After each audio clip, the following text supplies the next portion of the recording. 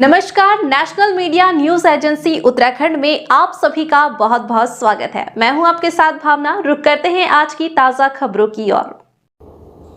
Uttarakhand high court के द्वारा माल road स्थित पूर्व में तोड़ी गई डिस्पेंसरी के बाद किए जा रहे निर्माण कार्य पर दायर याचिका पर सुनवाई करते हुए निर्माण कार्य पर रोक लगा दी गई।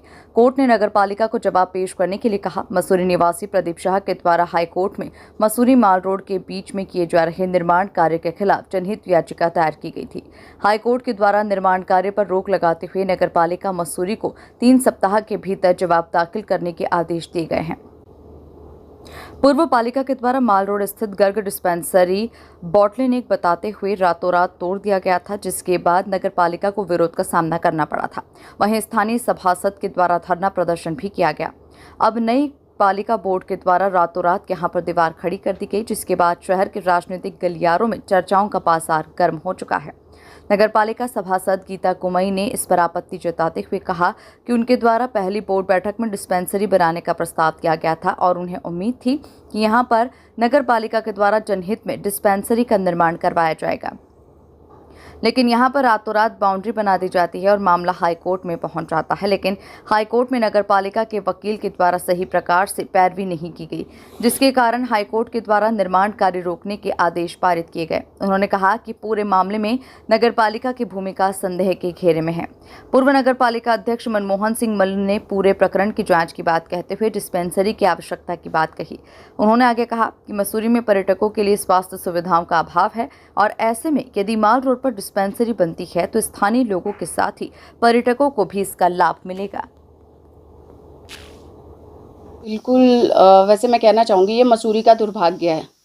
पूर्व अध्यक्ष ने रातों रात उसको तोड़ दिया और वर्तमान में जब एक ओपोनेंट कोई शाह जी हैं जो कोर्ट गए हैं, 3 तारीख को वो कोर्ट जाते हैं, अगले दिन रात को चोरों की तरह काम शुरू हो जाता है, लेकिन सुबह पता चलता है लेबर भी नहीं आई, कुछ काम नहीं करवाया गया। तो कहीं ना कहीं इसके मतलब संदेह तो पैदा होता ही है। आपने इतने बयान दिए। मेरा पहला प्रस्ताव बोर्ड बैठक में ये था कि हमारे वार्ड में एक डिस्पेंसरी बननी चाहिए और वो सेंटर पॉइंट है जहाँ डिस्पेंसरी बननी आवश्यक है। कई बार टूरिस्ट के साथ हादसा हुआ है, लोकल के साथ हुआ है, कई ऐसे केसेस हुए हैं कि डिस्पेंसरी बनना आवश्यक था। बोर्ड में ये कहा गया कि डिस्पेंसरी अवश्य बनाएंगे, माननीय अध्यक्षा जी द्वारा ऐसा स्टेटमेंट दिया गया। फिर थोड़े टाइम बाद ये स्टेटमेंट दिया गया कि हम डिस्पेंसरी तो बनाएंगे लेकिन सीज़न के बाद बनाएंगे। तो अभी तो सीज़न भी ख़त्म नहीं हुआ था, रात को चोरों की तरह काम करना, जबकि संपत्ति हमारी अपनी है। और कहीं ना कहीं लगता है कि ये दर्शाया गया जनता के बीच में कि हम बना रहे थे और अगले दिन ओपोनेंट स्टे लेके आ जाते हैं, जिन्होंने भी केस डाला है वो स्टे लेके आ जाते हैं। क्या हमारे नगर पालिका के वकील इतना भी नहीं बोल पाए वहाँ पे कि पालिका की संपत्ति है, हम इसको इस तरीके से बनाएंगे कि मार्ग बाधित ना हो। पूर्व में भी कोई मार्ग बाधित नहीं हो रहा था, वर्तमान में भी बाधित नहीं होना था, अगर अच्छे तरीके से अच्छी सोच के साथ उसे बनाया जाता। तो मुझे लगता है कहीं ना कहीं कुछ ना कुछ तो खेल हुआ है जिस पर जो संदेह पैदा करता है। पहले भी यही कहना था, बोर्ड बैठक में भी मैंने यही कहा था, बाउंड्री का क्या मतलब है? आपको बनाना है तो डिस्पेंसरी बनाइए। मुझे ये आश्वस्त किया गया था कि फैब्रिकेटेड डिस्पेंसरी बनाएंगे वहाँ पे, लेकिन ना तो अगर फैब्रिकेटेड डिस्पेंसरी भी बनानी थी तो ये साइड पे ब्रिक्स लगाने का क्या मतलब है, ईंटें लगाने का? आपने बीच में ग्राउंड पे कुछ करा ही नहीं है। और फिर सुबह आपकी लेबर नहीं आ रही है काम करने के लिए, आप इतना भी श्योर नहीं है कि आप वहाँ पे अपने केस की पैरवी अच्छे से कर पाएंगे। आपने काम शुरू कराया दिखाने के लिए जनता को और फिर आपने काम रोक दिया। तो ये दुर्भाग्य है मसूरी का।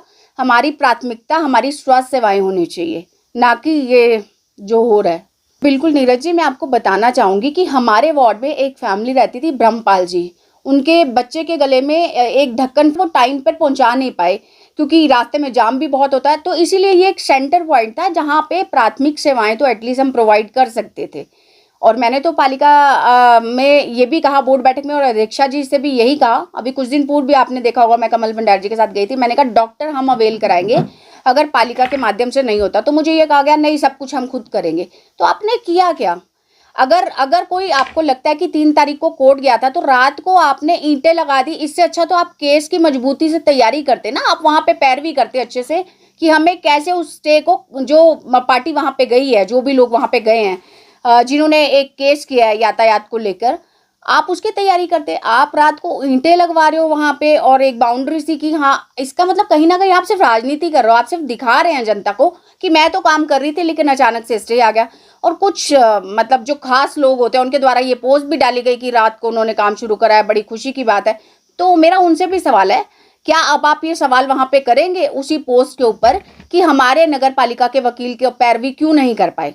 और 3 हफ्ते बाद जवाब मांगा है कोर्ट ने, और अगर कोर्ट ने जवाब मांगा और पैरवी अच्छे से पैरवी की जाती है और हम केस जीत जाते हैं तो मैं बधाई भी दूंगी हमारी अध्यक्षा जी को और सम्मानित बोर्ड को, किंतु अभी तो ये संदेह की स्थिति पैदा कर रहा है। देखिए, सबसे बड़े दुर्भाग्य की बात तो ये है कि जितना भी पिछली बोर्ड ने जो ये डिसीजन लिया और क्यों लिया, किसके फायदे के लिए लिया गया है, ये बड़ी दुर्भाग्यपूर्ण की बात है। शहर का हित को न देखते हुए और एक व्यक्तिगत व्यक्ति के लिए जो है इस तरह का निर्णय लेना और इस शहर के हित में नहीं है। क्यों? कोई एक डिस्पेंसरी थी, नगरपालिका की थी, नगरपालिका ने प्राइवेट डॉक्टर को दे रखी थी, वो जैसे भी है उसका कंपाउंडर या जो भी था उसको चलाता था। आज शहर की सारी डिस्पेंसरी हमारी बंद हो गई है। हमारी लाइब्रेरी में थी, उसको भी तोड़ दिया गया। हमारी बाजलोगन में डिस्पेंसरी थी जो कि गरीब लोगों के लिए हमारे डॉक्टर्स बैठते थे, उनको फ्री दवाइयाँ नगरपालिका के माध्यम से मिलती थी, और इस तरह को रोका गया। उसके पीछे क्या कारण है? बहुत बड़ा झोल उसके पीछे है कि जो वो तोड़ी गई है, जिसमें कि एक सभासद ने रात को वहाँ धरना भी दिया, और रात को तोड़ना है तो दिन में तोड़िए, और इस तरह से तोड़ा गया कि जैसे बहुत बड़ा कुछ वहाँ भला होने वाला है। सिर्फ एक व्यक्ति को फायदा पहुँचाने का कार्य उन्होंने किया, जो कि एक दुर्भाग्यपूर्ण है। और आज दूसरा दुर्भाग्यपूर्ण ये है कि वो अगर दोबारा डिस्पेंसरी बन रही है तो उसको सही नाप के माध्यम से बनना चाहिए। मैं तो आज भी कह रहा हूँ, क्योंकि जो डिस्पेंसरी का स्वरूप वहाँ पर था, पीछे चौड़ा था, आगे कम चौड़ा था, लेकिन मैं कल देखा उसको कि वो फिर भी मेरे ख्याल से 5-6 फुट पीछे, अभी भी पीछे, फिर भी उस आदमी को जिसके चक्कर में वो तोड़ी गई, जिसके चक्कर में वो दोबारा बनी गई, आज भी उस आदमी को उतना बेनिफिट मिल रहा है। आज भी सड़क उसकी वहाँ पर 30 फुट है। अगर आपने डिस्पेंसरी बनानी है, दोबारा बनानी है, तो उसको सही तरीके से बनाइए जहाँ पर उसका स्वरूप था, जिससे शहरवासियों का कुछ भला भी है। आज टूरिस्ट आता, टूरिस्ट को जो है कहीं पर भी मेडिकली फैसिलिटी गवर्नमेंट की तरफ से कहीं नहीं मिली। कल मेरे संज्ञान में आए, आपके फेसबुक के माध्यम से या सोशल मीडिया के माध्यम से पता लगा कि एक दिल्ली का टूरिस्ट मसूरी घूमने आया था और ट्रैफिक जाम इतना था कि उसकी मौत जो है ट्रैफिक जाम में होगी, वो हॉस्पिटल तक नहीं पहुंच पाया। तो अगर इस तरह की डिस्पेंसरियाँ माल रोड पे हो, अब आप देख लो कि माल रोड में कोई डॉक्टर भी नहीं है, प्राइवेट डॉक्टर भी नहीं है, जो हैं वो कितने सक्षम हैं, क्या हैं, मैं उनके बारे में कुछ नहीं कहना चाहता, पर लेकिन कोई चीज़ बननी चाहिए तो उसको तरीके से बनना चाहिए। अब अभी लोगों के माध्यम से हमारे संज्ञान में आ रहा है कि साहब वो स्टे लिया है, भाई उसका किस बात का अधिकार है वहाँ स्टे लाने का? मैं सबसे पहले कहना चाहता हूँ, क्यों, किस कारण से वो स्टे लाया? पहले भी तो उसका होटल चल रहा था 50 साल से, होटल चल रहा था, अच्छी खासी उसकी गाड़ियाँ जा रही थी, लोग, स्थानीय लोगों की वहाँ शादी भी होती थी, उसको कोई दिक्कत नहीं थी। आज उसको क्या दिक्कत हो गई कि वो जो है, पहले तो डिस्पेंसरी तोड़ाई उस आदमी ने, और आज अगर वहाँ पर दोबारा नगरपालिका डिस्पेंसरी बना रही तो आप जो स्टे लेके आ रहे हो, ये तो कोई समझ की बात नहीं शहर के लिए। देखिए, मैं इस गहराई में नहीं जाना चाहता हूँ, पर लेकिन जो पिछली तोड़ी गई उसमें कोई ना कोई झोल था। मैंने कहा ना, झोल का अर्थ आप लगा सकते हैं, क्योंकि आप पत्रकार हैं तो आप इसका अर्थ लगा सकते हैं कि क्या उसमें झोल था।